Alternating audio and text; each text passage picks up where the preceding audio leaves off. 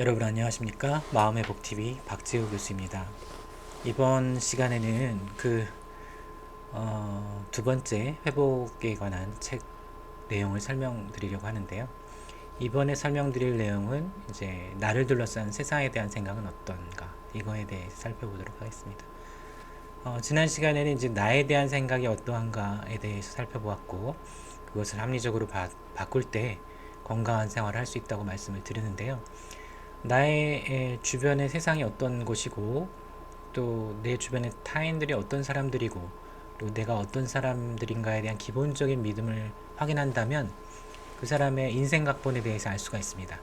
인생각본이라는 것은 세상을 앞으로 어떻게 살게 될 것인가에 대한 펼쳐나갈 지도 같은 마치 내비게이션의 맵과 같은 역할을 하면서 사람의 어떤 행동이나 인생사가 펼쳐져 가는 걸 결정하는 그런 틀이라고 할 수 있겠는데요.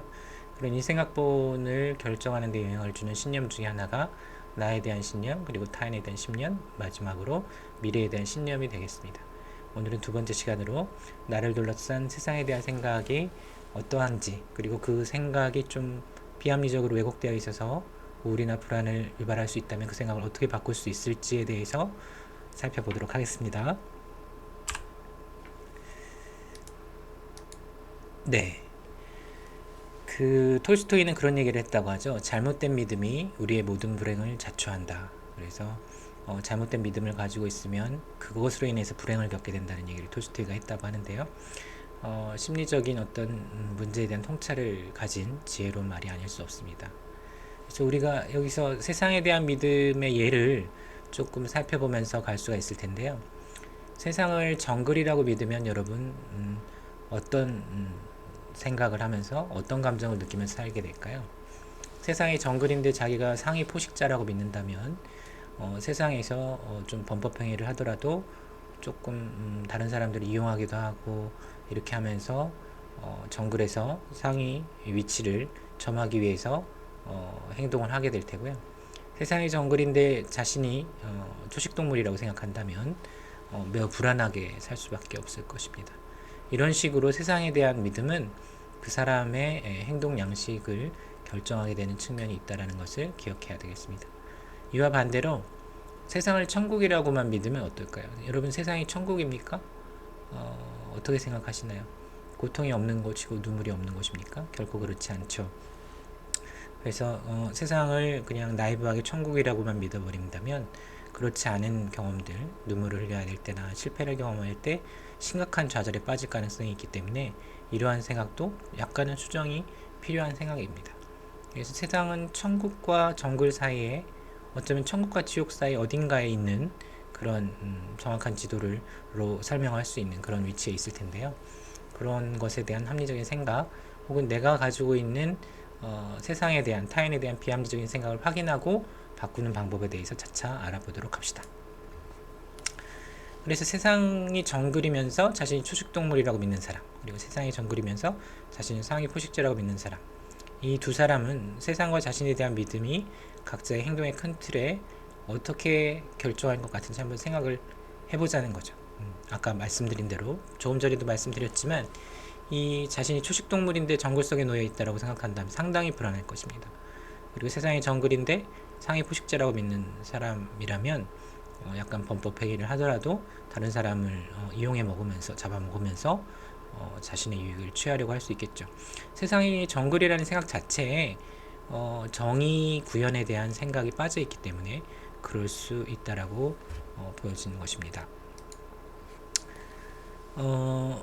지난 시간에 말씀드렸던 스스로에 대한 생각에 더해서 타인과 세상에 대한 생각을 어떻게 하느냐가 건강한 삶을 영위하는 데 큰 영향을 주게 됩니다. 여러분들이 이것들을 지금쯤 동의하실 텐데요.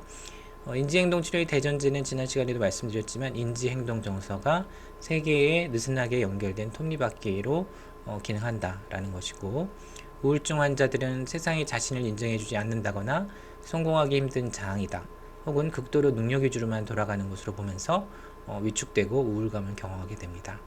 그리고 불안장애 환자들은 세상이 위험한 곳이라고 믿는 경우가 많은데 이런 세상에 대한 신념, 주변 타인에 대한 기본적인 신념이 우울장애나 불안장애를 초래하기도 하는 것이죠. 그래서 자신에 대한 생각과 아울러 자신이 사는 세상과 그 세상을 구성하는 타인들의 생각을 합리적으로 유지하는 것이 정신건강에 매우 중요한데요. 세상이나 타인에 대한 믿음의 작동 사례를 하나 예를 들어서 살펴보자면, 이것은 가상의 사례이고 특정 내담자를 실제하는 특정 내담자를 실제하는 것은 아님을 말씀을 드립니다. 이렇게 하는 이유는 내담자의 개인정보, 특히 민감정보에 대한 보호는 매우 중요한 것이기 때문에 가상의 사례로만 설명을 드립니다. 칭찬만 받고 자란, 조부모에게 칭찬만 받고 자란 홍길동 씨가 있다고 한다면, 학교에서도 칭찬에 인색한 선생님의 과목은 공부를 하려 하지 않는 행동을 할 수 있게 될 것입니다.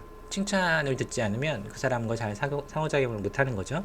그래서 이런 사람들은 타인에 대한 어떤 신념을 가질 수 있냐면, 다른 사람은 나를 좋아하고 칭찬해 줘야만 한다. 나를 칭찬하지 않는 사람은 나쁜 사람이다. 나쁜 사람과는 상대하지 말아야 된다. 고로 나는 나를 칭찬해 주지 않는 사람은 상대하지 않고 칭찬해 주는 사람과만 상대한다. 이런 신념을 발달시킬 수 있다는 거죠. 어떻게 보면 일견 옳지만 일견 또 보면은 옳지 않은, 말도 안 되는 생각일 수 있는데요. 예를 들어서 뭐 국어, 영어, 수학 같이 도급 과목이라고 하는 그런 과목 선생님들이 칭찬에 인색한 사람이라고 한다면, 그 사람 때문에 그 과목이 중요함에도 불구하고 그 과목을 공부를 안 하겠다, 뭐 이런 식의 논리가 성립된다는 거죠. 그래서 타인에 대한 믿음, 세상에 대한 믿음을 어떻게 가지고 있느냐는 매우 중요하다고 하겠습니다. 그래서 이제 이러한 중요성에 대해서 인식을 하셨다면, 여러분 자신이 타인이나 세상에 대한 믿음을 어떻게 가지고 있는지를 살펴볼 시간이 되었는데요. 그것은 이제 상담을 할 때 하는 일련의 질문들을 검토해 보면서 말씀을 드리겠습니다. 상담을 시작할 때는 항상 요즘 힘든 것이 무엇인지를 묻고, 언제부터 그랬는지, 그리고 그때 무슨 일이 있었는지, 그 사건에 대해서 어떤 생각을 하게 되었는지, 그래서 그 사건이 있을 때 이번 챕터에 있어서는 특히 세상에 대해서, 타인에 대해서 어떤 생각을 하게 되었는지, 이것들을 묻게 된다는 거죠. 또 하나의 가상의 사례를 살펴보면, 우리 책에서 나왔던 사례인데요. 어린 시절에 부모님의 불화를 겪었고, 부모님은 경제 문제로 부부싸움 후 어머니가 집을 나갔다 돌아오는 것으로 마무리되는 경험이 반복됐을 때, 세상에 대해서 세상은 나에게 기본적으로 우호적이지 않다. 왜? 부모님이 계속 싸웠으니까 그렇게 생각할 수 있다라는 것이고, 세상은 내가 애정을 구걸해야만 하는 것이다. 이렇게 생각할 수 있다라는 거죠. 왜냐하면은 자신이 애정을 구걸하기 전에는 누구도 먼저 부모님, 이 사례에 부모님은 관심을 기울여주지 않았기 때문에 그렇게 생각할 수가 있다라는 겁니다. 그랬을 때 이러한 생각들을 확인하기 위해서 지난 챕터에서 했던 일련의 작업들을 하는 거죠. 우리의 과거를 회상하기 위한 일련의 질문들의 답을 써가면서 워크시트를 작성해 보시면 되겠습니다. 제가 쓴 회복이라는 책을 가지고 계시면 그 책의 워크시트를 작성해 나가시면 되는 것이고, 챕터 2에 나오는 워크시트, 나를 둘러싼 세상 혹은 타인에 대한 생각 확인하기 워크시트를 작성하시면 되겠고요. 책이 없으신 분은 이 지금 유튜브에 화면에 나오는 질문들을 보시면서 작업을 해 나가시면 되겠습니다. 그래서 나의 과거는 행복했는지 그 이유를 써보시고, 나의 아버지의 성격, 어머니의 성격, 나에 대한 태도, 이런 것들을 쭉 적어보면서, 다른 양육자의 성격이나 태도, 이런 것들도 쭉 적어보면서, 그리고 그 사람들이 나한테 무슨 말을 들려주면서 양육을 했는지, 이런 것들을 살펴보면서, 또 나의 성취에 대한 주변 사람들의 기대는 어땠는지, 이런 것들을 떠올려보면서 그런 환경 속에서 내가 주변 사람 혹은 세상을 어떻게 인식하면서 어떤 곳이라고 느끼면서 자랐을지를 생각해 보자는 거죠. 그래서 세상은 이러이러한 곳이다. 세상은 나에게 이러이러한 무대이다. 이런 형용사를 찾아서 그 무대, 어떤 무대인지를 한번 묘사를 해보면 좋겠다는 겁니다. 그래서 이 앞서 확인한 이 믿음을 적어보고요. 타인에 대한 믿음, 여기 오타가 좀 있네요. 타인과 세상에 대한 믿음을 적어보고요. 그 다음에 두 믿음을 믿는 정도를 적어보고, 그 다음에 타인 및 세상에 대한 핵심 믿음을 형성하게 된 배경이 진실을 확인하기에 이상적이었는지, 아니면 갈등이나 학대로 점철되어서 정말로 어떻게 건강하게 타인이나 세상을 올바르게 인식할 수 있는 정확한 맵을 제공해주지 않는 환경이었는지, 이거 한번 생각해 보자는 거죠. 그리고 대안적인 믿음이 있다면 세상에 대해서 어떻게 생각하면서, 타인에 대해서 어떻게 생각하면서 지낼 수 있겠냐는 거죠. 타인 및 세상에 대한 기존의 믿음에 인지 오류가 있는지 과잉 일반화나 감정적 추론이나 재앙화 사고나 이런 것들이 있는지를 살펴보면서 그 생각들을 바꿔보기 시작하자는 겁니다. 그리고 타인 및 세상에 대한 기존의 믿음을 믿는 정도가 달라졌다면 적어보는 건데요.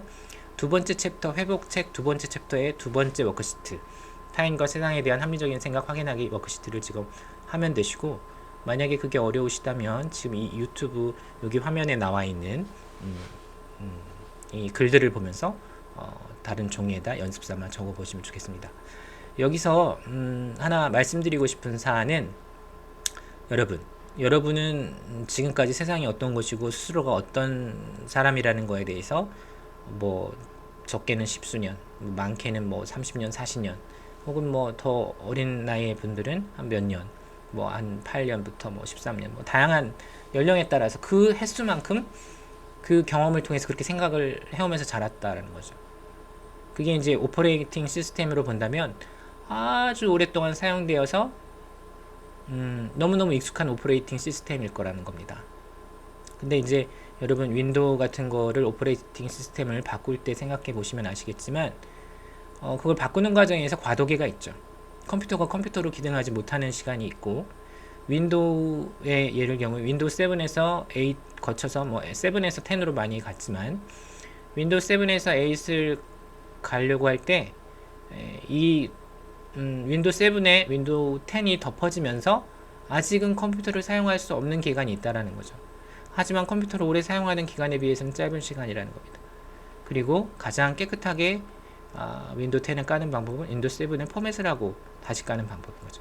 이런 말씀을 드리는 이유는 여러분들이 살아오시는 동안 생각했던 여러분 스스로에 대한 생각이나 타인에 대한 생각, 세상에 대한 생각이 오랫동안 작동했던 익숙한 오퍼레이팅 시스템처럼 느껴져서 가슴으로 너무 그게 당연하다고 사실처럼 느껴질 겁니다. 그래서 이번 시간에 여러 가지 생각을 바꾸고 하더라도 그게 이제 머리로는 그럴듯하게 그럴 수도 있겠네, 내가 다르게 생각할 수 있겠네, 좀 더 합리적으로 생각할 수 있겠네, 이렇게 생각할 수 있겠지만 가슴으로는 그게 받아들여지지 않을 거라는 거죠. 하지만 그러한 과정이 이제 변화의 시작이라는 겁니다. 머릿속으로만 익숙하게 느껴졌던 이런 생각들이, 합리적인 생각들이 점차 가슴으로 내려오면서 믿어지는 날, 그날 이제 회복이 완전히 이루어지는 날이 되겠죠. 여러분 힘을 내시기 바랍니다. 내담자들도 제가 이런 설명을 하면 뭐 3회기나 5회기 7회기쯤 지날 때 선생님이 머릿속으로만 믿어지게 얘기해줬던 그 얘기가 이제 점차 가슴으로 내려오는 것 같아요 라는 얘기를 할 때가 있습니다. 정말 감동적인 시간이죠. 어쩌면 상담사들은 그 시간을 위해서 존재하는지 모르겠습니다.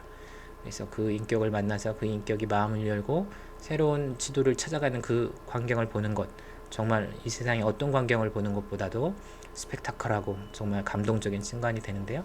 그런 날들이 여러분에게도 오리라고 믿습니다. 그래서 그 생각들을 바꿔 가시면 되겠고요. 한 가지, 여러분 여기서 타인에 대한 것이니까 뭐 조금 사족을 붙이자면, 여러분 혹시 어떤 최근에 관계의 상처로 인해서 고통을 받은 적이 있습니까? 그게 이제 그 관계를 통해서 배운 것, 나하고 맞지 않는 이런 모습을 가진 사람이 어떤 사람들인가, 그런 사람들을 어떻게 피할 수 있는가를 검토하십시오. 그리고 그런 사람들과 다시 엮이지 않을 수 있도록 자신의 역동이나 믿음이나 이런 것들을 점검하시고요.